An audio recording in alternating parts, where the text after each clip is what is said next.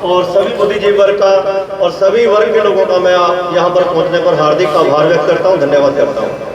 तो मैं आपको बताने जा रहा हूँ कि ये घटना जो घटी है, ये घटना घटी है 1 जुलाई दिन शनिवार सुबह 5 साढ़े 5 के आसपास। जैसा कि रूटीन में हमारा वो जो नौकर पिछले 9-10 सालों से हमारे बड़े भाई बलजिंदर सिंह पप्पू के घर जो है नौकरी पे काम कर रहा था, तो रोजाना की तरह जैसे कि आप सभी के घरों में जो काम करते हैं, सुबह वो अपने काम पर आया और आते ही वो जो अपने दूध के लिए, दूध जोहने के लिए बाल्टियाँ पर रखी होती हैं, क्योंकि मेरे भाई का घर जो है पहली मंजिल पर ऊपर चुबारे पर है, तो वो ऊपर से गया, वहाँ से बाल्टियाँ ली, अपनी चाय ली और चाय और बाल्टी लेकर वो बाड़े में चला गया।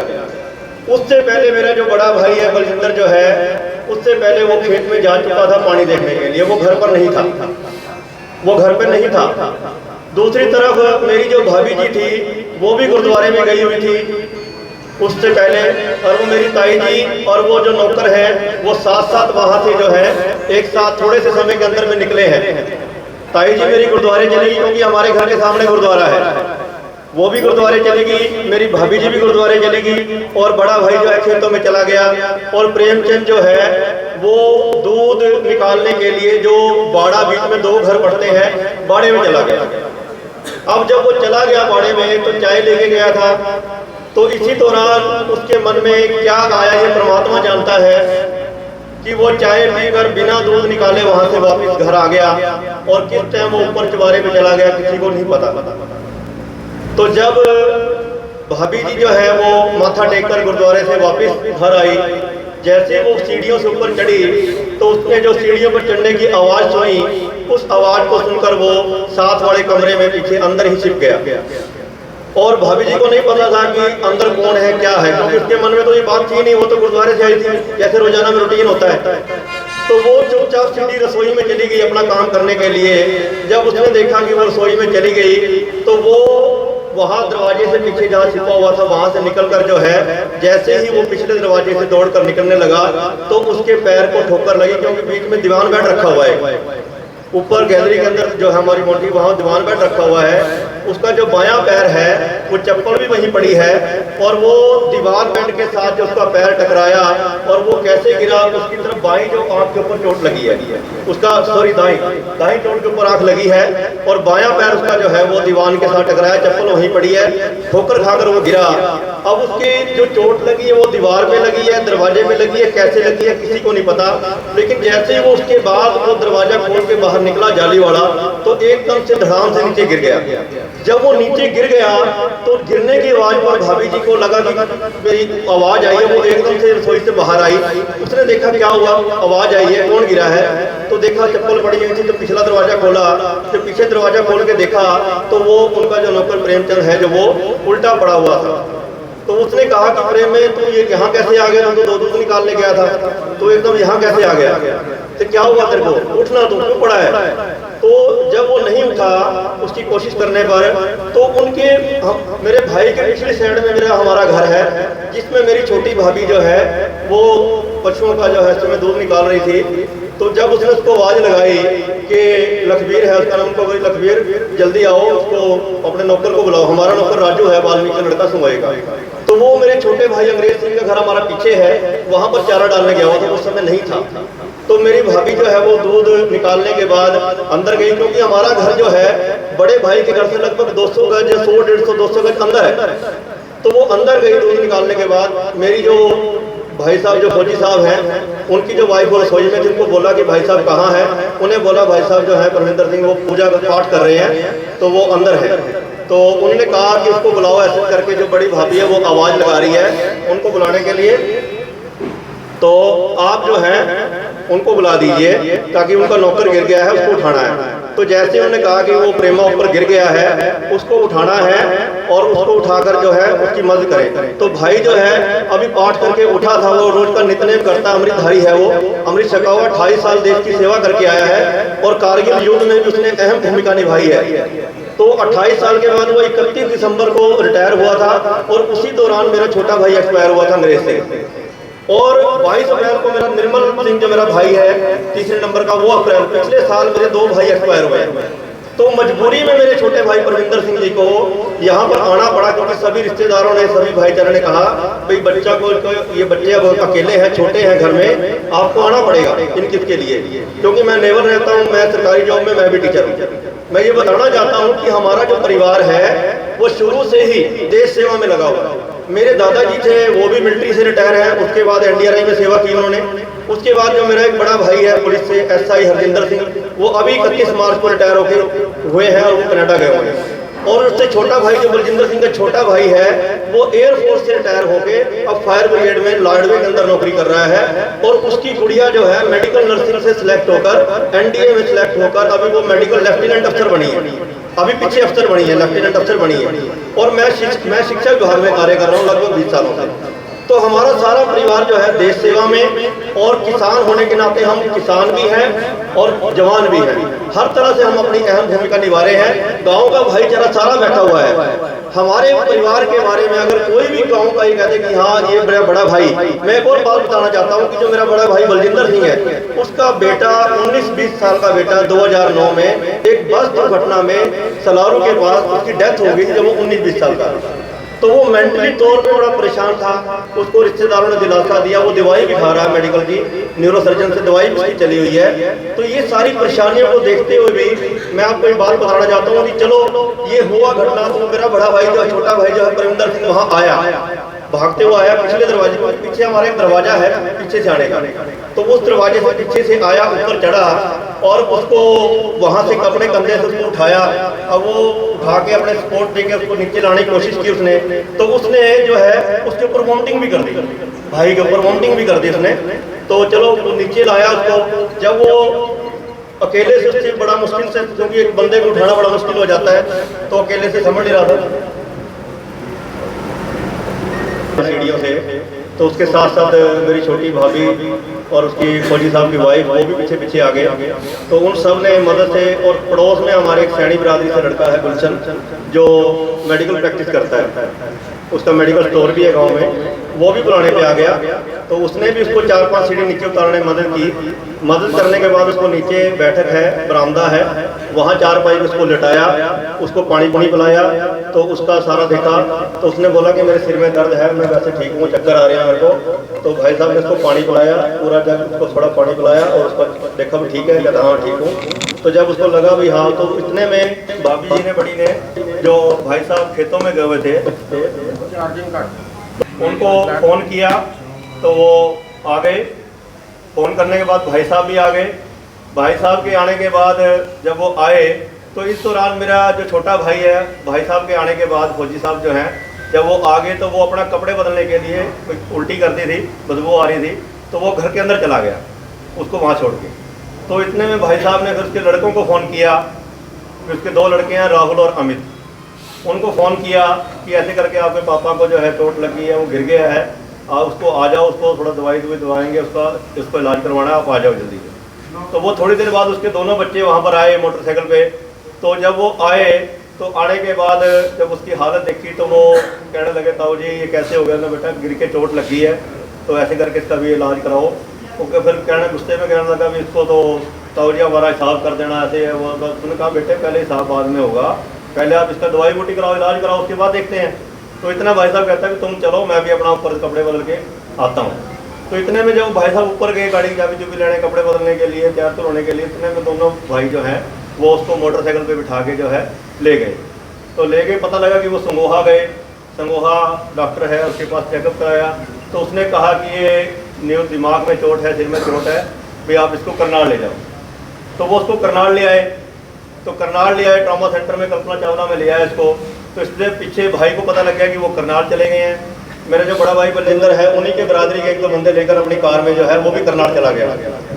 तो जब करनाल आ गया, तो करनाल कल्पना चावला में आने के बाद उन्होंने इसको चंडीगढ़ रेफर करने की बात की। तो भाई साहब का फ़ोन उस दौरान मेरे पास भी आया, क्योंकि मैं उस समय मिगलानी हॉस्पिटल में था, मेरी वाइफ का ऑपरेशन हुआ था पित्ते का। तो उस दिन छुट्टी मिलनी थी मुझे वाइफ को, तो मैं सुबह सुबह वहीं था जब फ़ोन आया। उसके बाद मैं स्कूल चला गया। तो इस दौरान उन्होंने चाचा जी को फ़ोन किया भी क्या करें, ये तो चंडीगढ़ बोलने के लिए कह रहे हैं। तो चाचा जी ने बोला, सरपंच भूपिंदर सिंह ने, इनको बोलो यहीं अमृतधारा में या वीर डॉक्टर में या फिर यहीं दिखा लें ताकि वहाँ ले जाते देर ना हो जाए। तो उसने भी उनको बोला कि आप इनको यहीं प्राइवेट हॉस्पिटल में इसका इलाज करवा लें, पैसे वाली कोई बात नहीं है, हो जाएगा, कहीं ये ना हो कि देर हो जाए। लेकिन उन्होंने नहीं मानी। उन्होंने बोला जैसे इन्होंने लिखा रेफर किया, हम तो इसको चंडीगढ़ लेके जाएंगे। तो वो चंडीगढ़ लेके चले गए। चंडीगढ़ ले जाने के बाद वो भाई साहब को नहीं लेके गए साथ में। भाई साहब फिर भी अपने आप यहाँ से उनकी बरादरी एक दो बंदों को लेकर और रास्ते में अपने उनके साड़ा साहब हैं मास्टर जरनैल सिंह जी, उनको फ़ोन किया। वो सारे जो हैं चंडीगढ़ चले गए पीछे पीछे। तो चंडीगढ़ जब वो पीजीआई दाखिल किया गया, पीजीआई दाखिल करने के बाद जो है तकरीबन 1-1.5-2 घंटा दाखिल होने के बाद उसकी डेथ हो जाती है। मेरे पास भी फ़ोन आता है, मैं उस समय नेवल था। चाचा जी का फ़ोन आया कि ऐसे करके जो है उसकी प्रेमचंद की जो है डेथ हो गई है, आप कहाँ? मैं चाचा जी मैं तो घर पे ही हूँ, अभी हॉस्पिटल से वाइफ को लेके आया हूँ। तो उन्हें कहा बेटा आप जल्दी आ जाओ, ऐसे करके घर आ जाओ, चुरनी आ जाओ, ऐसे ऐसे करके प्रेमचंद की जो डेथ हो गई है और हम उनके घर जाके बात करेंगे। हम चलो मैं आ गया। उसके बाद जब हम आए तो आने के बाद हम सीधे उनके उधर मोहल्ले में भी गए। उस समय कोई बैठा नहीं था, चाचा जी बाहर घूम रहे थे और हम भी वहीं बाहर गली में घूम रहे थे। उस समय वो आया नहीं था। उनकी बरादरी के जो हैं एक दो महंगा जी हैं, बलजीत हैं, 2-4 बंदों थे और हमारे अवतार सिंह सरपंच जी हैं। हमने कमरे में ले जाकर उनको बात की, उनसे अपील की कि आप जो भी इसकी हमसे बनेगा, आर्थिक मदद बनेगी, हम इसकी करेंगे। आप इसका चुपचाप जो है जैसा भी है हम आपके साथ हैं, हर तरह से साथ हैं। तो इस दौरान 4-5 दिन हमने बारी बारी से अपने गांव के जो है, जो जितने भी हमारे गांव के मौजूद व्यक्ति हैं, हमने पंचायती रूप में उनके बीच में भेजे। तो लेकिन उन्होंने कोई सुनवाई नहीं की और यहाँ तक कि उनकी औरतों ने कुछ अपशब्द भी बोले, तब भी हमने कोई प्रतिक्रिया नहीं की, क्योंकि हमें भी दुख है कि वो इतने साल से हमारे घर काम करता था। तो हमें इस बात का बड़ा दुख था। लेकिन देखो नुकसान अपना भी हुआ है कि चलो आर्थिक दुख तो हुआ है, लेकिन एक नुकसान एक बच्चे के रूप में हमें हुआ, बहुत ज़्यादा क्षति हुई है हमें और हम इसकी हमदर्दी रखते हैं बाल्मीकि समाज के साथ से। तो लेकिन अब ये जब घटना घटी तो प्रशासन पे उन्होंने अगले दिन जाके जो है पर्चा दाखिल कर दिया। तो पर्चे में जब हमें पता लगा कि इन्होंने जो है अगली रात को पर्चा दे दिया है और उसमें 3 के नाम दे दिए हैं। उसमें 3 के नाम उन्होंने बलजिंदर सिंह, मेरी भाभी जसविंदर कौर और सूबेदार परविंदर सिंह, उन तीनों का नाम जो है पर्चे में दे दिया है और उनके खिलाफ उन्होंने कुचपड़ा थाने में रफड़ दर्ज करा दिया। तो जब हमारे पास ये सूचना आई तो हमने अपने गांव के लोगों से भी, अपने जितने भी हमारे बैठे हैं यहाँ पर, एक्स सरपंच है, हमारे गांव के लंबरदार हैं, सभी बरादरियों के लोग हैं, हमने सबसे की भाई ये तो गलत हो रहा है, भाई उनको समझाओ, ऐसा ना करो, इस मामले का मिल बैठकर गांव में ही निपटारा होगा, जो भी उसकी मदद होगी हम उसकी करेंगे, हर संभव मदद करेंगे, लेकिन इस मामले को यहीं पर ही निपटा लिया जाएगा। तो ये भी गए बार बार, लेकिन इनको यहाँ पर उन्होंने बैठने तक नहीं दिया और इनको जो है ये फिर बार बार गए, लेकिन इनकी कोई बात नहीं सुनी, ये बार बार वापिस आ गए। तो ये प्रक्रिया जो है लगभग 3 तारीख को हमने अपने दोनों भाइयों को, प्रशासन जब हमने देखा, प्रशासन ने कहा कि ऐसा है आप अपने भाइयों को पेश कर दो। अब हमने कोई गुनाह तो किया नहीं था, ना हमारे मन में डर है, क्योंकि हमें पता है कि सत्य की जीत होती है और न्याय परमात्मा देख रहा है ऊपर वाला, और हमारा परिवार जो है शुरू से देश सेवा में लगा हुआ है। तो भाई साहब भी कहने लगे भी हम भागेंगे नहीं, क्यों भागे हम? तो दोनों भाई जो है हमने सलाह करके वो अपने आप ही कुचपड़ा थाना चले गए और प्रशासन के साथ जो जो उन्होंने पूछा सारी बात घटना को बताया। उसके बाद जो कुचपड़ा से जो SHO हैं उन्होंने भी अपनी तफ्तीश, जो उनका IO है वो बारी बारी से घर पे आए, सारी घटना का उनको विवरण बताया गया। मेरी भाभी जी ने बताया और जिससे उन्होंने बयान दिया सबने घटना के बारे में बारी बारी उनको बताया भाई ऐसे करके घटना घटी है। तो वो सारा विवरण देने के बाद उसके बाद हमें 2-3 दिन बाद, अभी कल परसों हमें जो है हमारा जो गुरुद्वारा साहब है, गुरुद्वारा साहब के पीछे हमारे जो भाई साहब हैं करनैल सिंह और निर्मल नंबरदार जी, उनके घर उन्होंने अभी ऊपर CCTV कैमरा लगे हुए हैं, हमारे ध्यान में भी था हुआ। तो उन्होंने की गुड़िया ने जो है वो उसको जूम करके देखा, तो उस CCTV कैमरा के अंदर जो है वो जो सुबह के वक्त की जो रिकॉर्डिंग है वो सारी है, उसमें 5 बजे से लेकर वो सारी रिकॉर्डिंग हमने देखी। उसमें दूर से जूम करके क्लियर दिखाई दे रहा है कि किस समय मेरा भाई जो है घर से निकल रहा है, खेतों में जा रहा है। उसके बाद मेरी भाभी जी गुरुद्वारे में आई है और उसके बाद जो नौकर है और मेरे ताई जी जो है वो थोड़े से अंतर पर दोनों घर से बाहर ऊपर निकल के आए हैं। ताई जी गुरुद्वारे चली गई और प्रेमचंद जो है वो बाड़े में चला गया। और उसके बाद प्रेमचंद आया, उनके पीछे से वो ऊपर जा रहा है, वो सारी वीडियो क्लिपिंग आने की जाने की, वो अंदर चला गया। उसके बाद पीछे पीछे भाभी जी के भी ऊपर अंदर जाने की जो क्लिपिंग है वो अंदर ऊपर जाने की आ रही है, अंदर जाने की, लेकिन वो अंदर का दृश्य नहीं है उसके अंदर, क्योंकि वो दूर से कैमरा है, अंदर का दृश्य नहीं है। उनकी पौड़ियों ऊपर चढ़ते हुए का, घर के अंदर एंटर करते हुए का, जैसे हमने प्रशासन को बताया वो सारी घटना जो है A to Z बिल्कुल हमने वो वैसे ही उसके अंदर आई हुई है। और उसके बाद जैसे भाभी जी ने मेरे भाई को बुलाया, मेरे भाई सूबेदार पीछे से आया, वो सीढ़ियों से ऊपर जा रहा है, ऊपर गया, वो उसको उठाया, उठाते हुए नीचे लेके आने की साथ में हेल्प कर रहे हैं, वो सारी उसमें जो क्लिपिंग है वो सारी हमने प्रशासन को दी है। कल DSP साहब आए हुए थे, बिश्नोई साहब जो इंद्री से हैं, उन्होंने सारा कुछ मौका वहां पर देखा है। और कल हमने वाल्मीकि समाज के जो इनके लोग हैं उनको भी बुलाया, इनके घर वालों को बुलाया DSP साहब ने, वो बकाया सारी रिकॉर्डिंग उनको दिखाई है। जो उनके जो बिट्टू हैं जो बुटाना से हैं वो भी थे वहाँ पे, और उनके जो परिवार के लोग थे वो भी थे वहाँ पे, उनको सबको वीडियो क्लिपिंग दिखाई हमने भी, देखो ये इस टाइम आया है, इस टाइम गया है, और भाई भी उस समय मौके में नहीं था।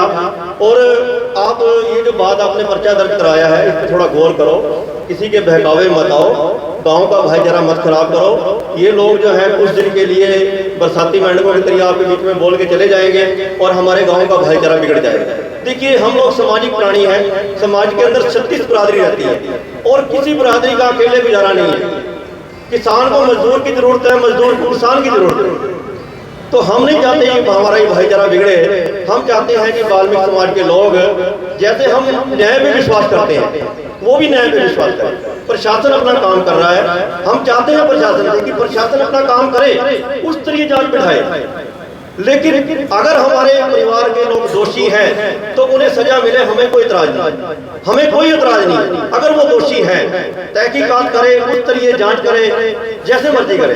अगर दोषी है तो हम सजा भुगतने को तैयार है, हमें कोई इतराज नहीं है। अगर वो दोषी नहीं है तो उन पर कोई आंच नहीं आनी चाहिए। ये हम प्रशासन से गुहार लगाते हैं, हम ये प्रशासन से गुहार लगाते हैं, करनाल जिला प्रशासन से, पुलिस प्रशासन से, हरियाणा सरकार से, और हम वाल्मीकि समाज के भाइयों से अपील करते हैं कि अगर उन्हें बाबा साहब के बढ़ाए हुए इस संविधान पर विश्वास है तो वो भी इस पे विश्वास रखें और सरकार का साथ दें।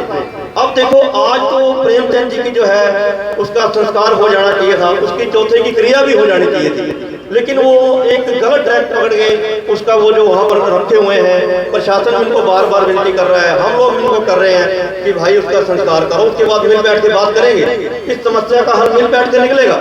और हम चाहते हैं कि प्यार से सारा मामला निपटे। तो आज मैं आप सभी के माध्यम से और मीडिया के माध्यम से भी यही बात कहना चाहता हूँ कि हमें किसी प्रकार की हमें कोई वो नहीं है, हम न्याय चाहते हैं, हमें न्याय मिलना चाहिए और उनको भी न्याय मिलना चाहिए। हम ये नहीं कहते अगर गलत हुआ है तो हमें सजा मिले, हम सजा भुगतने को तैयार है, कोई दिक्कत नहीं है, लेकिन अगर नहीं हुआ तो वो गलत। दूसरी बात है कि अगर फौजी साहब मेरे भाई ने पीछे 200 गज पे हमारा दूर घर है, अगर ऐसा समाज के अंदर होने लगा तो कौन किसी मदद करेगा? कोई किसी की मदद नहीं करेगा। ऐसा रात चलते रास्ते में दुर्घटना हो जाती है, अगर कोई किसी की मदद कर दे, एक तरफ तो सरकार कहती है कि आप किसी की मदद करें और आपको कुछ भी आंच नहीं आएगी, और एक 28 साल देश की सेवा करके आया, कारगिल युद्ध के अंदर अपनी अहम भूमिका निभाई, अपना परिवार चंडीगढ़ के अंदर पढ़ रहा था, मजबूरी वजह से यहाँ पर आया अप्रैल के अंदर, और उन्होंने ये भी नहीं देखा कि इनके पिछले साल 2 डेथ हुई है परिवार के अंदर और क्या क्या हालात चल रहे हैं। तो ये सारी बातों को मद्दे रखते उनको सोचना चाहिए था कि हम ये फैसला ये करने से पहले, ये स्टेप उठाने से पहले हम इस बात को अपने गांव के भाईचारे के तहत इसको यहीं पर सोल्व करें। तो ये गलत है। हम देखिए ये दुर्घटना का हम सबको दुख है, हमें भी दुख है, लेकिन इस घटना का इस तरह से राजनीतिक रंग और अब वो बार बार इस चीज को लगा रहे हैं कि इसके ऊपर SC एक्ट लगाया जाए, ये भी गलत है। दूसरा उन्होंने चरित्र पर मेरे भाई के ऊपर जो एक मीडिया के अंदर विवाद की है वो गलत है, वो हम बर्दाश्त नहीं करेंगे, ऐसा नहीं होना चाहिए, क्योंकि माँ भाभी और देवर का रिश्ता माँ जैसा होता है, वो गलत है, वो हम किसी भी कीमत पर बर्दाश्त नहीं करेंगे। वो लोग किसी के गुमराह करने पर ऐसी गलत अगर वो करेंगे तो देखिए ये गलत है, ये हम चाहते हैं ऐसा ना करें। सभी की बहू बेटियां सबके काम करते हैं, अगर ऐसा होगा तो गलत होगा समाज के अंदर। ऐसी नेगेटिव बातें नहीं आनी चाहिए मीडिया के अंदर जिसकी हम घोर निंदा भी करते हैं। हमें दुख है इस बात का कि मेरा भाई पाक पवित्र है, अमृतधारी सिख है और रब को मानने वाला है, 28 साल वो देश की सेवा करके आया है, अगर उसके ऊपर ऐसा आरोप लगे, मेरी भाभी के ऊपर ऐसा आरोप लगे, तो क्या आप बर्दाश्त करोगे? नहीं करोगे। तो ये गलत। मैं आप सभी के माध्यम से आपसे ये अपील करता हूँ कि अभी जो हमारे ऊपर प्रशासन से बात चल रही है, उन्होंने बोला है कि आप शांति बना के रखें। उन्होंने 1-1.5 बजे तक का समय जो है कहा है कि हमारी बात चल रही है, और हम चाहते हैं कि किसी तरह वो प्रेमचंद जी का संस्कार करें और उसके बाद हम मिल बैठ कर अपनी बात रखें। तो आप लोगों से अभी हम बैठ के जो है, जैसा भी आप लोग आए हुए हैं, आप सभी से सलाह मशवरा करके आगे की जो रणनीति है तो हम वो करेंगे। तो